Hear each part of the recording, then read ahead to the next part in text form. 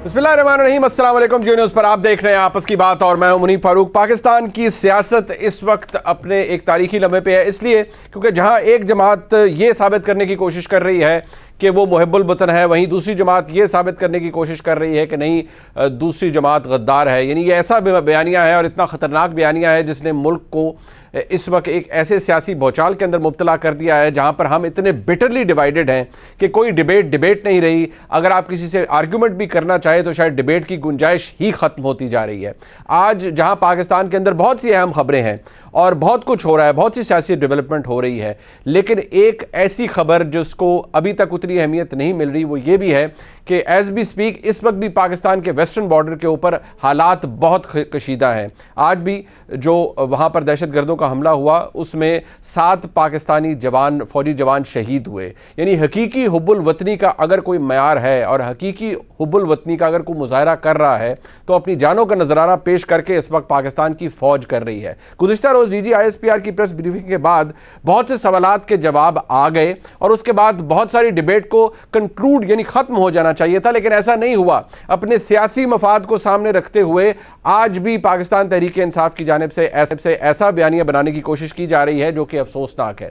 साथ ही साथ पाकिस्तान की नई हुकूमत जिसको आए हुए अभी 4-5 रोज ही हुए हैं, उसके लिए पहला इम्तहान आज ये था कि क्या पेट्रोलियम प्राइसेस बढ़ाई जाए, पेट्रोल प्रोडक्ट्स जो हैं उनकी कीमत बढ़ाई जाए। ओगरा ने जो समरी भेजी, दिलचस्प बात यह है अगर हम टैक्सेस को निकाल भी दें तो तकरीबन 21 रुपए और 50 रुपए इंक्रीज की समरी भेजी गई थी। पाकिस्तान की हुकूमत ने यानी शहबाज शरीफ साहब ने फैसला ये किया कि ये प्राइस ना बढ़ाई जाए। अब जाहिर बात तो ये है कि लोग इससे बहुत खुश होंगे कि भाई नई हुकूमत है, उन्होंने प्राइस नहीं बढ़ाई। पिछली हुकूमत ने सब्सिडाइज किया था पेट्रोल को, पेट्रोलियम प्रोडक्ट्स को, ये हुकूमत कंटिन्यू कर रही है। रमज़ान का महीना है, शहबाज शरीफ साहब चाहते हैं लोगों पर बोझ ना पड़े, लेकिन लोगों पर बोझ नहीं पड़ेगा लेकिन बोझ कहीं ना कहीं तो पड़ेगा। नुकसान किसको होगा? आज इंटरनेशनल मार्केट में पेट्रोलियम प्रोडक्ट्स की प्राइस क्या है? पाकिस्तान ये सस्टेन कर सकता है? क्या हुकूमत वक्त इतना बड़ा बोझ सस्टेन कर सकती है? क्योंकि मुख्तलिफ फिगर्स आ रहे थे कि ये 500-600 अरब रुपए की कहानी है और इतनी बड़ी हिट हुकूमत को बर्दाश्त करनी पड़ेगी। हुकूमत ने क्या ये एक सियासी फैसला किया है और इस सियासी फैसले का नुकसान क्या होगा?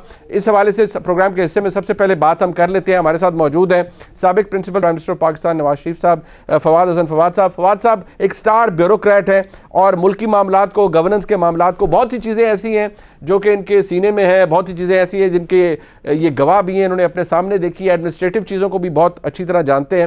फवाद साहब बहुत शुक्रिया आपका। आई एम श्योर अब हमने आपको डिस्टर्ब किया है, एक फैमिली डिनर के ऊपर आप थे, बट मेरा सवाल इस वक्त आपसे ये है कि आपके नज़दीक हुकूमत नहीं है, जाहिर बात है प्रेशर भी लोगों का होता है।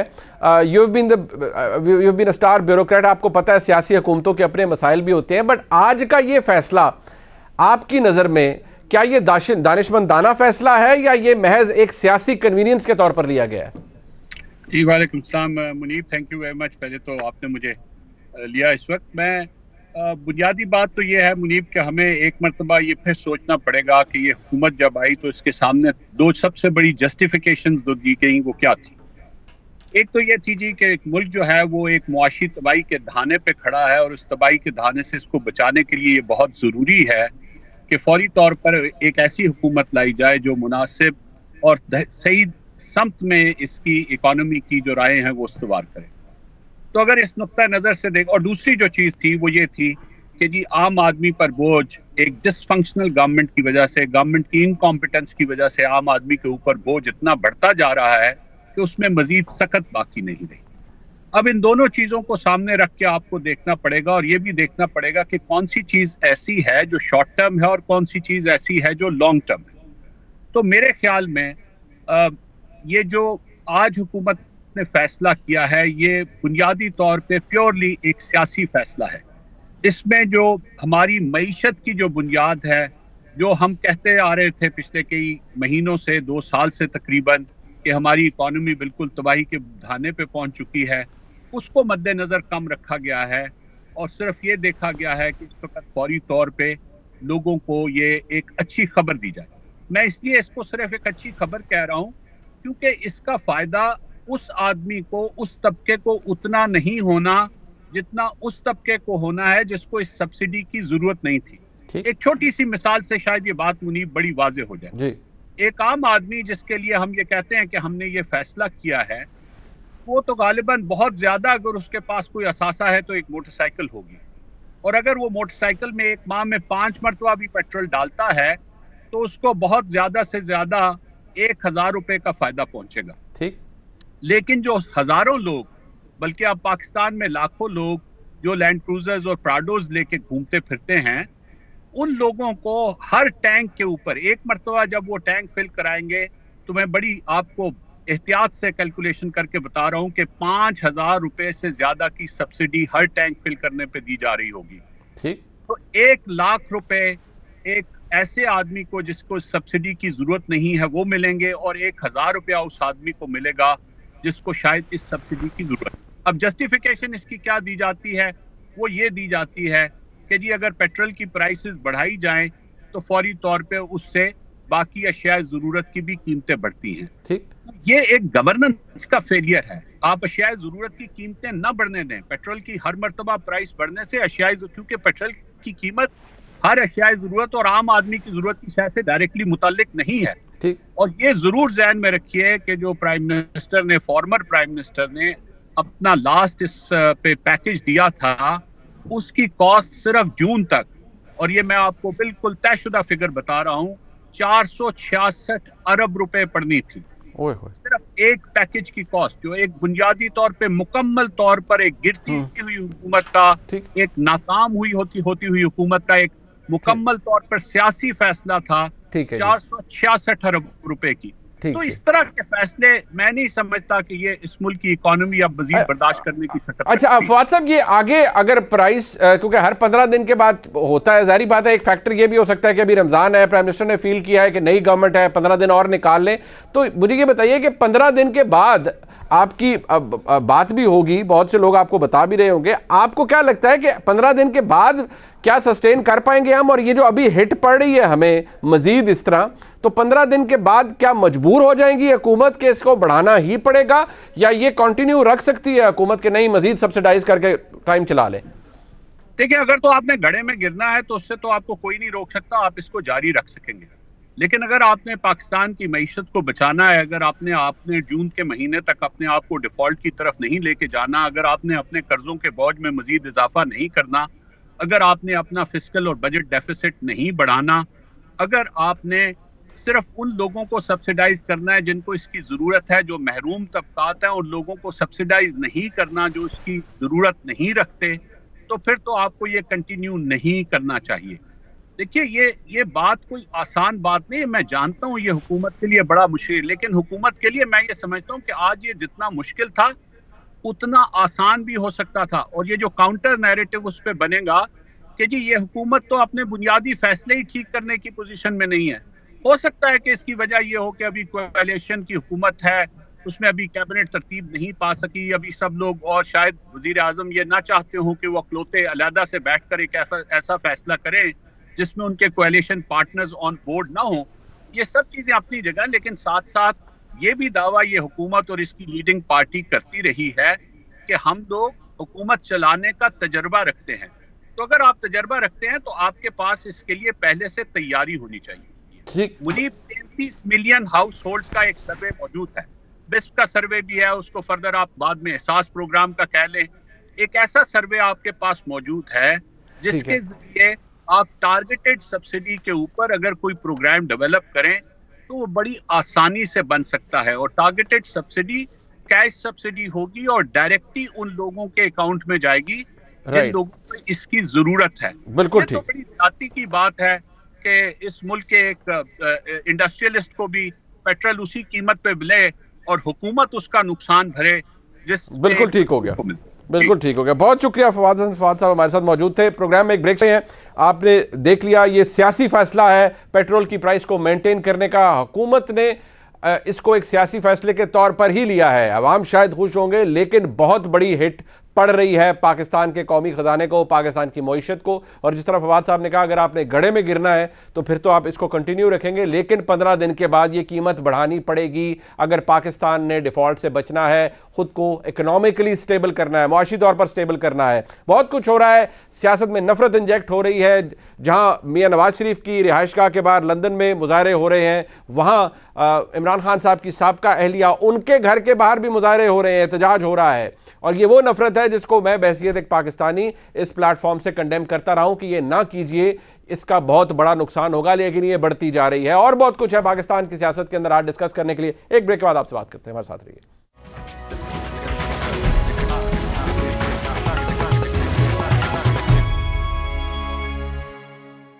इस तरह मैंने पहले अर्ज किया, बहुत कुछ कल DGISPR की प्रेस कॉन्फ्रेंस के बाद जाहिर हो गया था, सवालात के जवाब आ चुके। बहुत कुछ ऐसा था जिसके ऊपर डिबेट शायद अब नहीं होनी चाहिए, लेकिन पाकिस्तान तहरीक इंसाफ अब भी बजिद है कि नहीं उनका वर्जन जो है वो दुरुस्त है, वो जो कह रहे हैं वो सच है, जबकि बाकी तमाम लोग दरोगोई से काम ले रहे हैं, एग्जैजरेट कर रहे हैं और शायद गलत बयानी भी कर रहे हैं। अपने मेहमानों का तारुफ करवा देते हैं। सलीम साफी साहब हमारे साथ मौजूद हैं, मुल्क के सहाफ़ी। बहुत शुक्रिया साफी साहब आपका। ब्रिगेडियर हारिस साहब हमारे साथ मौजूद हैं, दिफाई तज्ज़ियाकार हैं, शुक्रिया आपका ब्रिगेडियर साहब। और तलात चौधरी साहब पाकिस्तान मुस्लिम लीग नूर के मरकजी रहनुमा हमारे साथ मौजूद हैं, चौधरी साहब आपका बहुत शुक्रिया।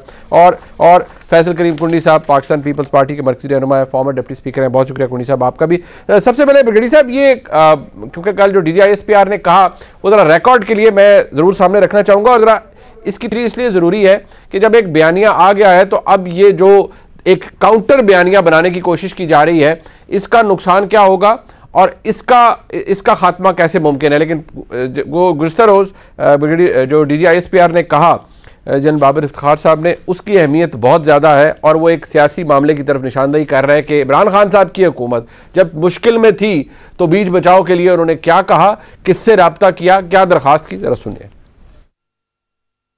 प्राइम मिनिस्टर ऑफिस की तरफ से चीफ ऑफ आर्मी स्टाफ को अप्रोच किया गया था कि इसमें कोई बीच बचाव की बात करें। आर्मी चीफ और DGI भी उसमें गए PM ऑफिस, वहां पे उनके साथ जो उनके मुख्तलिफ और रफाका थे उनके साथ बैठ के वहीं पे ये 3 सिनेरियोज डिस्कस हुए कि क्या क्या हो सकता है। और उन 3 सिनेरियोज में एक सिनेरियो जो था कि जी no confidence motion goes as it is, दूसरा था कि प्राइम मिनिस्टर साहब रिजाइन कर दें, और तीसरा था कि ऑपोजिशन नो कॉन्फिडेंस मोशन वापस ले ले और प्राइम मिनिस्टर साहब असेंबली डिसॉल्व करके फ्रेश इलेक्शंस की तरफ चले जाए। ये तीसरी ऑप्शन जो थी उस वक्त वज़ीर आज़म साहब ने कहा कि ये दिस इज एक्सेप्टेबल, ये आप हमारे बिहाफ पे उनसे बात करें। सो चीफ ऑफ आर्मी स्टाफ ने फिर उस वक्त जो अपोजिशन थी PDM उनके पास लेके गए, उनके सामने ये गुजारिश रखी और उसके ऊपर सरासल बहस के बाद उन्होंने कहा कि जी हम इस तरह का कोई कदम अब नहीं करेंगे, we will go as we want as we have planned and that is it.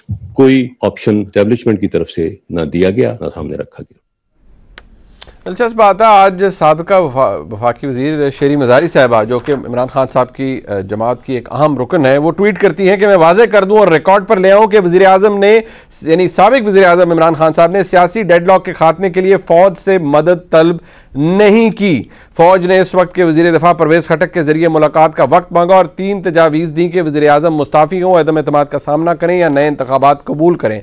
अब सबसे बड़ा फ़र्क यह है कि DGISPR गुज़िश्ता रोज़ फरमा रहे थे कि प्राइम मिनिस्टर ऑफिस ने रब्ता किया और बीच बचाव के लिए कहा जो मामला PDM के साथ या अपोजिशन के साथ चल रहे थे, जबकि उनका बयानिया यह है कि नहीं, हमने तो किसी को कहा नहीं, उल्टा जो आर्मी चीफ की तरफ से या पाकिस्तान की फौज की तरफ से रब्ता किया गया परवेज खटक साहब से। अब ये एक ऐसी डिवीजन है और एक ऐसा कॉन्ट्रडिक्शन है जो मजीद क्लैरिटी रिक्वायर करती है, लेकिन गुज़िश्ता रोज DGISPR की प्रेस ब्रीफिंग के बाद इसका जवाब आ गया था। लेकिन बड़ी साहब मुझे जरा सबसे पहले ये बताएं, कल आ गया obviously as a military man, बड़ी क्लियर और बड़ी कैलकुलेटेड बातें थी जो जनरल साहब ने कर दी।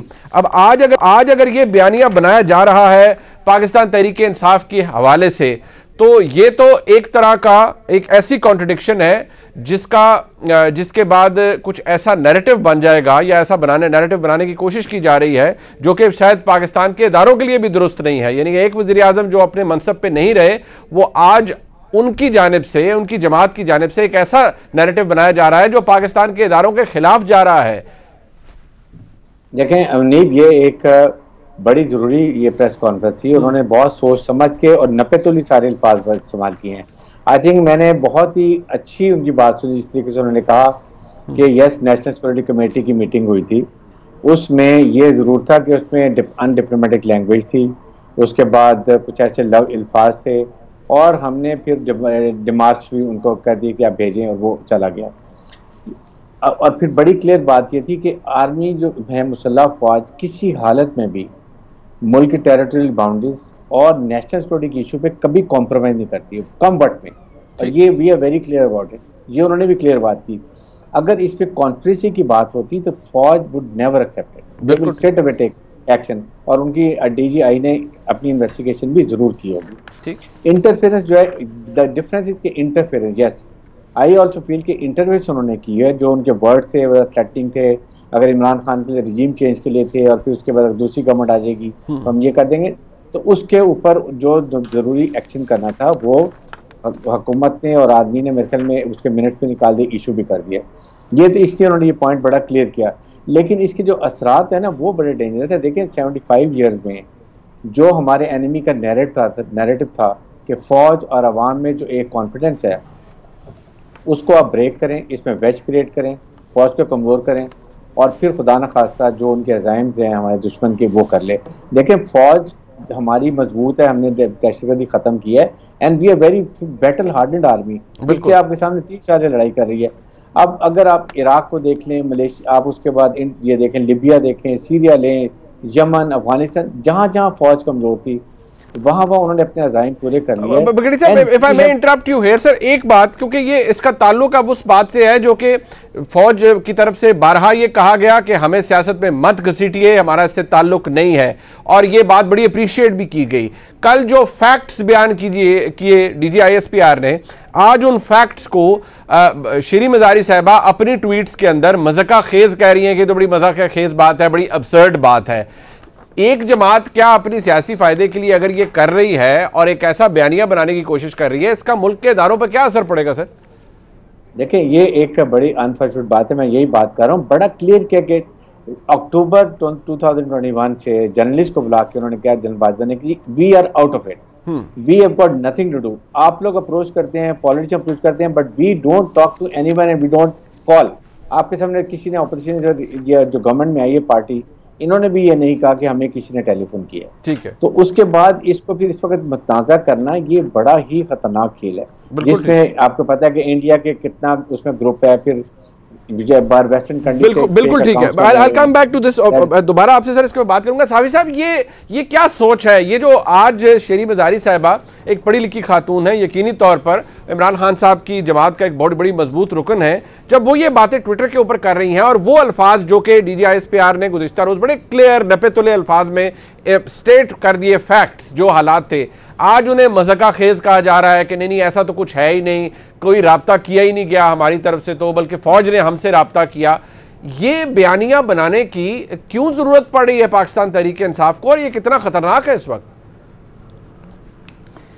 देखिए, डोनाल्ड ट्रंप भी कोई अनपढ़ नहीं थे, वो इतने ज़हीन थे कि उसने पूरी एक अपनी कारोबारी सुल्तनत बनाई हुई थी और फिर सदर भी बने थे।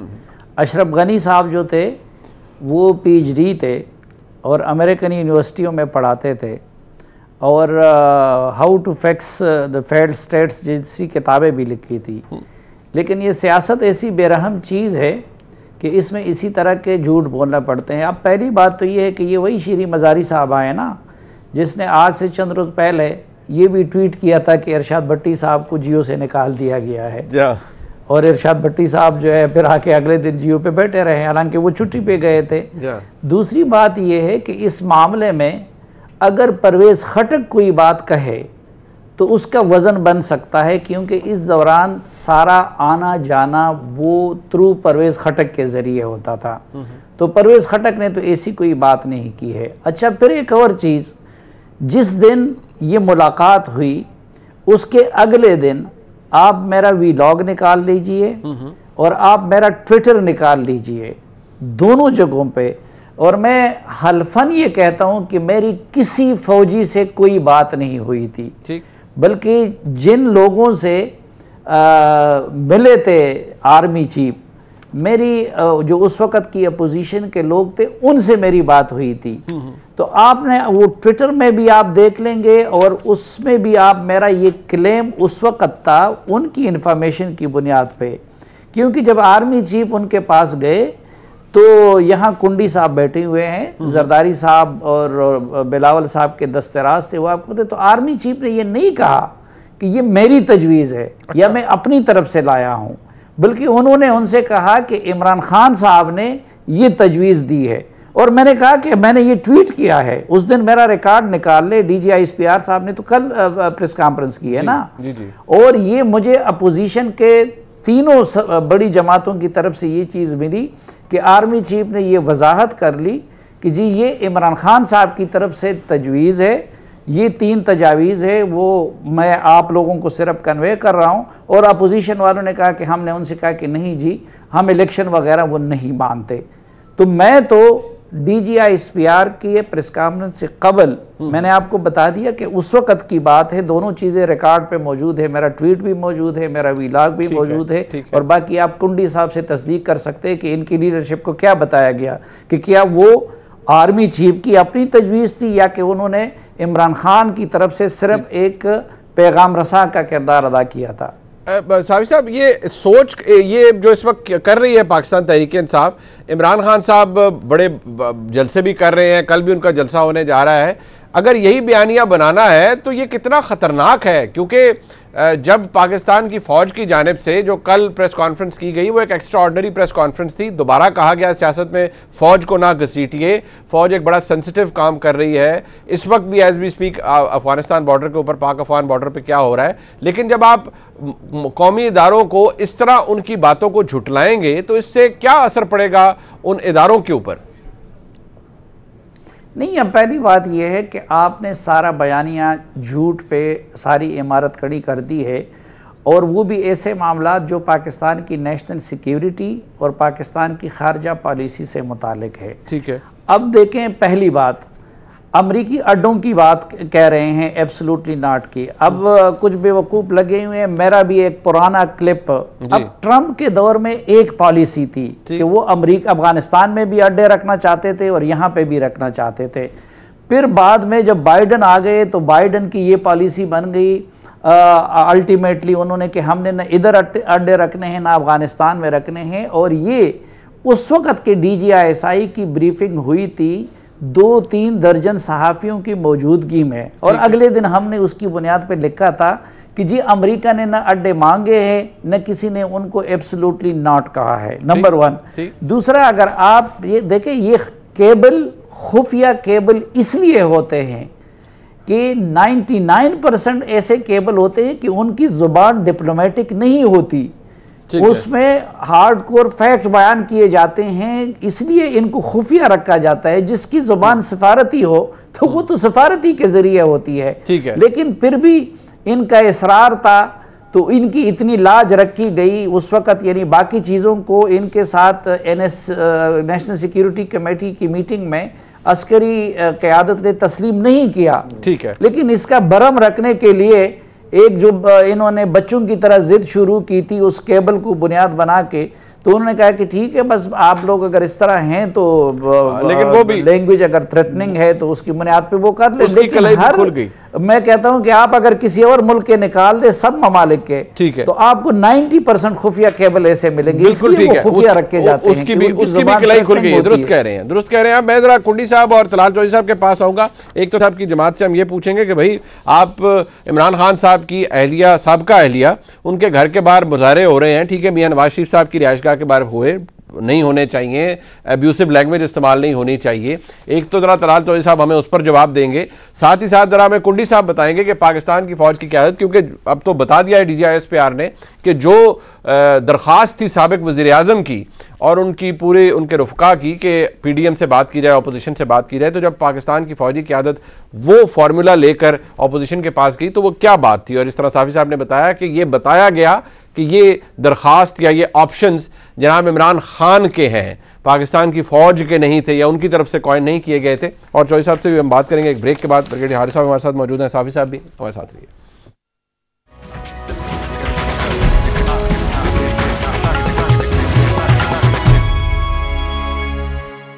यहाँ पाकिस्तान की सियासत के अंदर कुछ सच है, कुछ झूठ, कुछ ऐसा सच है जो कि कल बयान कर दिया गया, कुछ ऐसे हकायक हैं जो कि इररिफ्यूटेबल हैं और वो हमेशा याद रखे जाएंगे, कुछ ऐसी दरोगोई है जो कि आज भी करने की कोशिश की जा रही है। लेकिन एक काम ऐसा है जो कि अनअबेटेड है और आगे जा रहा है, और वो है पाकिस्तान की सियासत के अंदर नफ़रत को इंजेक्ट करने का।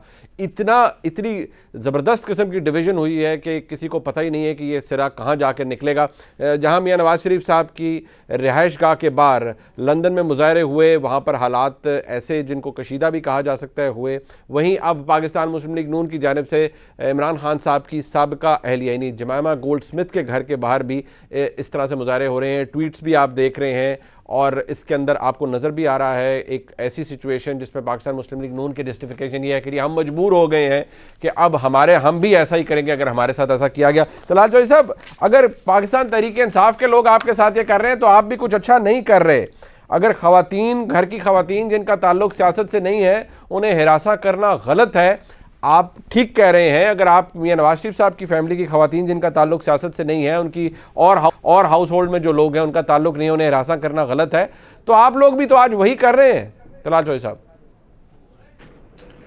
बिस्मिल्लाहिर्रहमानिर्रहीम। देखिए मुनीब साहब, तंग आमद बेजंग आमद, और बहुत हद तक हमने रिस्ट्रेन का मुजाहरा किया है और ये रिस्ट्रेन हम बहुत देर से दिखा रहे हैं। हमारे मुंह पर स्याहियां उंडेली गई, जूते उछाले गए, गोलियां मारी गई, तौहीने रिसालत, तौहीने मजहब, गद्दारी के इल्ज़ाम, और उसके बाद चोर और डाकुओं की आवाज़ें, बदतमीज़ी की इंतहा कर दी गई। हमारे घरों तक और हमारी फैमिलियों तक को ना छोड़ा गया। हमारे घरों की बीमारी को बीमारी नहीं समझा जाता था, लोग मर गए लेकिन इन्होंने मजाक उड़ाए। उसके बाद कोई हमारी निजी तकरीब हो, कोई शादी ब्याह हो, इन्होंने वहां जाके तमाशा बनाया। तो बात यह है कि फिर हमने भी ये सोचा है कि चले एक अलामती सा एहतजाज जरूर करना चाहिए ताकि इनको पता चले कि इनके घर भी और इनके शादी ब्याह और इनकी भी सारी गमी खुशियां हमारी जद में हैं और हम भी वहां जाके ये सब कुछ कर सकते हैं। तो खान साहब के तीनों बच्चे उधर रहते हैं और तीनों बच्चे जहां वो रह रहे हैं, खान साहब तो कह रहे हैं उनके लोग कि वो टीपू सुल्तान है, और मैं पाकिस्तान, टीपू सुल्तान तो मेरा ख्याल उसके बच्चे तो किसी गैर मजहब के घर नहीं रहते थे। टीपू सुल्तान के तो खुदा ना खास्ता कोई कैबिनेट में ना कोई अमरीकी था, ना कोई फरंगी था, ना कोई बरतानवी था। अच्छा। और टीपू सुल्तान के करैक्टर में इतनी झोले नहीं थी। और ये टीपू सुल्तान हम लोगों को हम भी दिखा दे कि कौन सा टीपू सुल्तान है कि जिसके बच्चे कहां पर पल रहे हैं और ये इसके कितने बच्चे हैं और ये क्या हरकतें कर रहे हैं। ये कौन सी मदीना की रियासत आपको इजाजत देती है कि आप लोगों के घरों में, लोगों के दफ्तरों में, लोगों की बीमारी और लोगों की शादियों में घुसकर उनको क्या कहते हैं तजलील का निशाना बनाएं। तो मेरा ख्याल ये तो हमने एक अलामती सा एक मामला किया है। बाकी इसके बाद अगर बात आगे बढ़ेगी तो ठीक है, फिर मजबूर है हम। नहीं, बट चौधरी साहब, एक ऐसी खातून जिनका सियासत से ताल्लुक नहीं, इमरान खान साहब की साबिका अहलियां हैं, वो इस मुल्क में नहीं, मुल्क से बाहर हैं, आप अगर ये ट्रेंड चलाएंगे और आप कह रहे हैं जिसे आप अलामती एहतजाज कह रहे हैं, आपको पता है एहतजाज किसी के काबू में तो होता नहीं, कल इससे कुछ और हो गया या इससे मजीद नफरत इंजेक्ट हुई तो फिर जिम्मेदारी किसके ऊपर होगी? आप तो लेंगे नहीं। देखिए, जिम्मेदारी जिन्होंने ये काम शुरू किया उनके ऊपर है। और जमाइमा उसके आप बीबी के ट्वीट्स निकाल लें कि कितने गैर सियासी हैं वो, यानी कौन सी टॉन्ट जो है वो हमारी लीडरशिप को और हमारी वो नहीं करते रहे।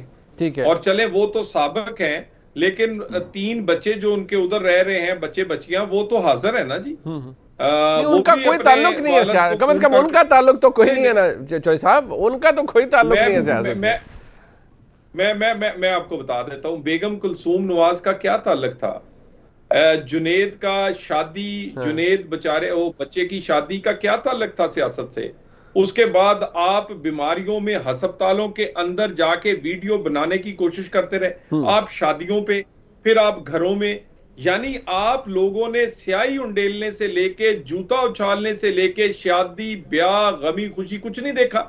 अब आप एक मुजाहरा, वो भी अलामती और वो भी घर के बाहर बता के कर रहे हैं, उस पर अब आपकी चीखें निकल रही हैं। अब आपको याद आ गया है मजहब, रवायात, अब आपको याद आ गया है असूल पसंदी। मतलब आपके नजदीक ये एहतजाज, बचौई साहब आपके नजदीक ये एहतजाज जायज है, बट मैं क्योंकि आपके जो बातें हैं उनसे तो मुझे यही लग रहा है कि ये जायज है।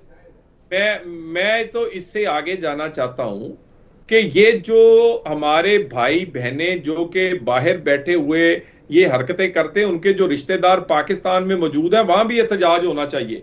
उन्होंने पता लगे कि मेरा मतलब है यहाँ के लोगों के भी जज्बात हैं। चौधरी साहब कोई चंगा काम तो होएगा नहीं, फिर मतलब ये तो फिर वन आफ्टर दी अदर तो अडनल भी काले होएगा, ये तो कहीं जाके ये तो रुकेगा नहीं फिर। नहीं फिर मैं आपको बताऊं कि इन बिगड़े तिगड़ों का इलाज क्या है जी।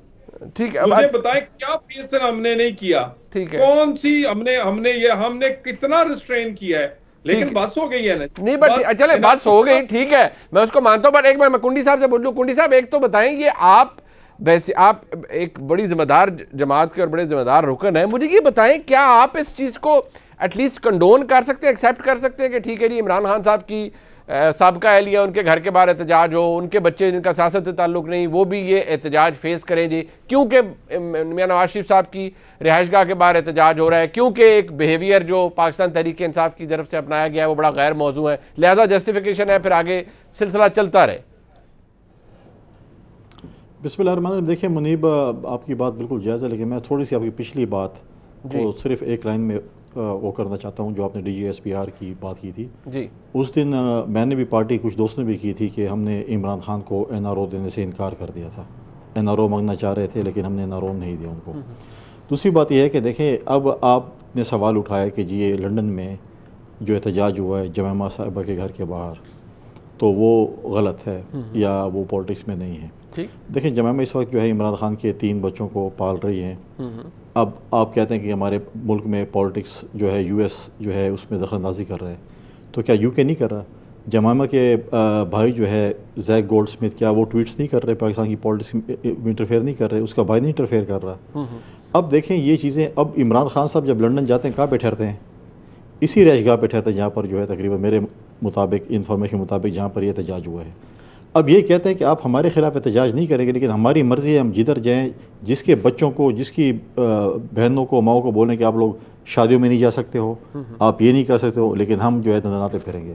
देखेंगे, अगर आप हमारे साथ जो कुछ करेंगे वही आपके साथ होना है। आप ये नहीं कर सकते कि जी आप ये हमारी बाउंड्री, इससे आप नहीं क्रॉस करेंगे, और हम जो भी बाउंड्रीज है वो क्रॉस करेंगे।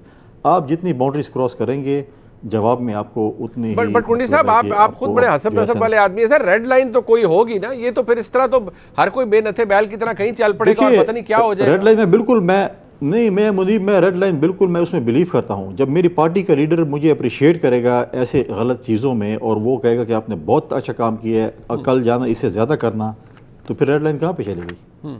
आप अगर मतलब है कि ये चीज़ें करेंगे और अगले आप मतलब है कि आप मुझे निकाले गालियाँ और मैं आपको सूरत यासीन सुनाऊँगा, कब तक बर्दाश्त होगी? देखिए ये चीज़ें नहीं होती। आप मतलब है कि आप जो कुछ भी करें आपको फ्री हैंड है, लेकिन आपके मुकाबले में कोई कुछ ना करे। अब देखें ये इनकी हुकूमत गई, बैरूनी साजिश है। नियाजी साहब ने कल अपने कज़न के खिलाफ अदम एतमाद कर लिया, तो क्या वो भी अमरीकी साजिश थी? फिर तो ये भी बता दें कि जी वो भी अमरीकी साजिश थी, जो कि अपने कज़न के खिलाफ किया, अपने रिश्तेदार के खिलाफ किया, जो भी कौम को उसका मतलब है कि पहली दफ़ा मैं देख रहा हूँ कि अपनी हुकूमत के खिलाफ अदम एतमाद कर दिया। और जो उनके न्याजी साहब ने इल्ज़ामात लगाए वो सबके सामने, पूरी दुनिया के सामने है। जो सिंध हाउस पे बातें करते थे कि सिंध हाउस में मेंबरान हैं, आज PC मुजफ्फराबाद में कौन ठहरे हुए हैं, किनको पैसे दिए हुए हैं, किसने दिए हैं? अच्छा। इमरान खान साहब किसके हेलीकॉप्टर में पेशावर गए? इमरान खान किसके हेलीकॉप्टर में कल कराची जा रहे हैं? ये चीजें जहाज में जा रहे हैं, ये चीजें। और आपके जो बताएं ना कुंडी साहब, ऐसे मुबम बात ना करें, आप बताएं। सबके साथ पता है जी, आपके जो सेंटोरस के जो मालिक है जिसको आप वज़ीर-ए-आज़म बनाना चाहते हैं, जिसने आपके पार्टी के फंड में पैसे दिए हैं, 1 अरब रुपए दिए, आपके साबिक वज़ीर-ए-आज़म नियाज़ी साहब ने जो कश्मीर के थे, उन्होंने कल इल्ज़ाम लगाया कि वफाकी वज़ीर जो कश्मीर अफेयर था, जो फॉर्मर था, उसने इतने पैसे लिए हैं, पार्टी फंड में इतने गए हैं। इनके अपने लोग ने कहा, हमने नहीं कहा, ठीक है। इनके अपने कज़न नियाज़ी साहब जो इनके ही वज़ीर-ए-आज़म थे, उन्होंने इल्ज़ामात लगाए हैं। और आप देखें कि उन्होंने इस्तीफ़ा दिया है।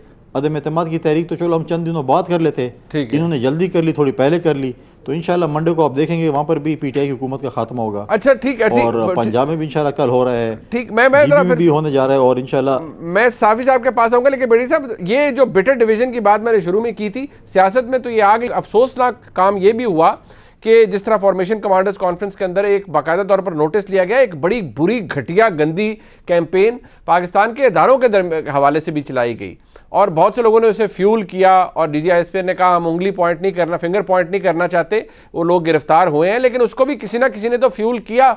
और आज भी जब आप एक ऑफिशियल वर्जन को जो कि स्टेटमेंट ऑफ फैक्ट है उसको जुटलाएंगे या मुज़क्का खेज कहेंगे तो नफरत तो और बढ़ेगी। पिगड़ी साहब बिल्कुल, ये मुल्क के लिए बहुत बेहतर है। It's not only for arm forces, because देखें फौज और अवाम जो हैं दे आर मैश टुगेदर। इनको अवाम के अगर दिल में अपने आर्म फोर्सेज के बारे में कोई भी बात होती है तो that is very very serious, इसलिए हम ये बात करते हैं। और इसीलिए DGISP had to come in the press conference और बड़ा क्लियर बता दिया और वहाँ पर अभाम भी क्लियर कर दिए। कुछ जगह पर उन्होंने उनको सपोर्ट भी किया रशियन मामले में, उन्होंने कहा yes it was a collective decision और एब्सोल्यूट बात की कि यस अगर हमें भी ऐसे बात होती हम भी हेल्प कर देते, लेकिन जो उन्होंने कॉन्फ्रेंस की बात ही नहीं थी वो उन्होंने बड़ी क्लियर कर दी। तो I think we should see के they are very very not clear कि इम्पार्शल हैं, अभी डिसाइड कर लिया है। ये पॉलिटिशियन की गवर्नेंस इतनी अच्छी होनी चाहिए कि वो फौज की तरफ क्यों लोग देखें, they should not look toward them. Army is very busy अपने जो आजकल काम कर रही है। तो आई थिंक इसके अंदर तमाम पॉलिटिकल पार्टीज को ये जरूर सोचना चाहिए, अगर उनका सोशल मीडिया नेट्स हैं, अकाउंट्स हैं, they should be also guided, do anything, talk about political parties but don't involve army unnecessarily. आपके ट्रूप्स जो हैं वो टेलीविजन पर रैम देखते हैं, बिल्कुल इधर आपके सामने कल आज भी शहीद हुए हैं, कल एक दो दिन पहले एक मेजर शहीद हुए हैं। व्हाट डू दे कैरी कि हमारे लोग शहीद हो रहे हैं, ये हो रहा है और अवाम हमारे कल ये बात करें। दैट्स व्हाई आई से बिल्कुल ठीक, बिल्कुल ठीक है। इधरुस बात साफी साहब, एक बात ये जो अभी पाकिस्तान मुस्लिम लीग नून की तरफ से जस्टिफिकेशन दी जा रही है जमामा गोल्डस्मिथ साहिबा के घर के बाहर एहतजाज की, आपको ये लगता है कि ये ठीक तर्ज अमल है कि जी मियाँ साहब के घर के बाहर हो गया तो आपके इमरान खान साहब को भी जरा उनको भी पता लगे एहतजाज क्या होता है, ये ठीक है आपके नज़दीक? नहीं, देखें मुनीब, आप जानते हैं बखूबी कि ये लोग तो सियासत कर रहे हैं, मेरा तो इससे कोई ताल्लुक़ नहीं है। आज एक इक़्तिदार में दूसरा इक़्तिदार में है, हमने तो इधर बैठ के अपनी ये मजदूरी करनी है।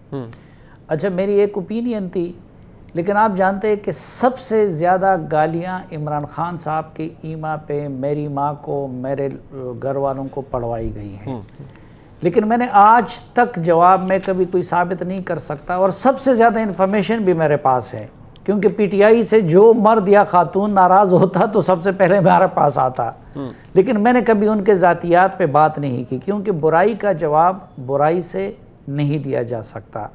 अच्छा, पहले मैं मौलाना फजलुर रहमान और इस तरह के लोगों से लड़ता झगड़ता था कि जी आप ये बैरूनी एजेंट और फलां और ये, अब इस तरह के मुझे भी आसार नज़र आते हैं कि जी शायद इमरान खान साहब सोच समझ के किसी बैरूनी एजेंडे के तहत, मसलन आप अफवाज पाकिस्तान में तकसीम की बात करते हैं, आप एटमी प्रोग्राम से मुतालिक इतने गैर जिम्मेदाराना बयानात देते हैं, और सबसे बढ़ के ये कि हमारी सोसाइटी को आप पोलराइज़ करते हैं। ये बाकी चीज़ें रिवर्स हो जाती हैं, लेकिन ये वैल्यूज़ को जब आप एक मरतबा ख़त्म कर देते हैं ये चीज़ें फिर रिवर्स नहीं हो जाती। ट्रम्प चला गया, लेकिन ट्रम्प के असरात आज भी अमरीकी सोसाइटी में मौजूद है।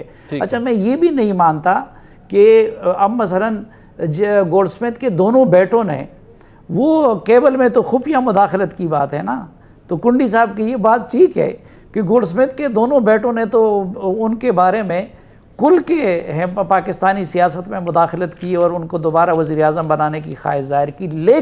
लेकिन इन सब कुछ के बावजूद मैं पीपल्स पार्टी और नून लीग से ये कहूँगा कि भाई आप लोगों ने तो इस मुल्क में रहना है, आपने इस मुल्क के वैल्यूज़ का वो ख्याल रखना है। तो मैं इस अमल को अप्रिशिएट नहीं करता। बुराई का जवाब बुराई से नहीं देना चाहिए। इनको जवाब में वो काम नहीं करना चाहिए। बिल्कुल ठीक है, मैं बिल्कुल ठीक है। मैं अदा करूँगा तलात चौधरी साहब का, फैसल करीम कुंडी साहब का, बड़ी हारिस साहब का और जनाब सलीम साहबी साहब का। बुराई का जवाब बुराई नहीं है, नफरत का जवाब नफरत नहीं है, क्योंकि अगर यही सिलसिला चलता रहा तो इसके बहुत ख़तरनाक नताइज सामने आएंगे। और मैं दोबारा कहूँगा, आज इस वक्त इस घड़ी इस बात का ख्याल रखिए कि जब हम इस डिवीज़न में हैं तो हमारे मुल्क की सरहदों की हिफाजत पाकिस्तान की फ़ौज कर रही है। इस वक्त as we speak western border पर हालात कशीदा हैं और पाकिस्तान के फ़ौजी जवान, पाकिस्तान के अफसर शहीद हो रहे हैं। तो जब उनके बारे में बात कीजिए, उनके बताए हुए फैक्ट्स के बारे में बात कीजिए तो एहतियात कीजिए, क्योंकि ये प्रोग्राम, ये ट्रांसमिशंस बहुत से फ़ौज के अफसर, फ़ौज के सिपाही, फ़ौज के जवान देख रहे होते हैं। जब आपकी तरफ से झूठ बोला जाता है, द्रोहगोई की जाती है, तो यकीनी तौर पर दिल दुखता है, क्योंकि पाकिस्तान की फ़ौज इस वक्त पाकिस्तान की हिफाजत के लिए मौजूद है। आपने प्रोग्राम देखा, फीडबैक दीजिएगा। देखने का शुक्रिया। खुदा हाफिज़।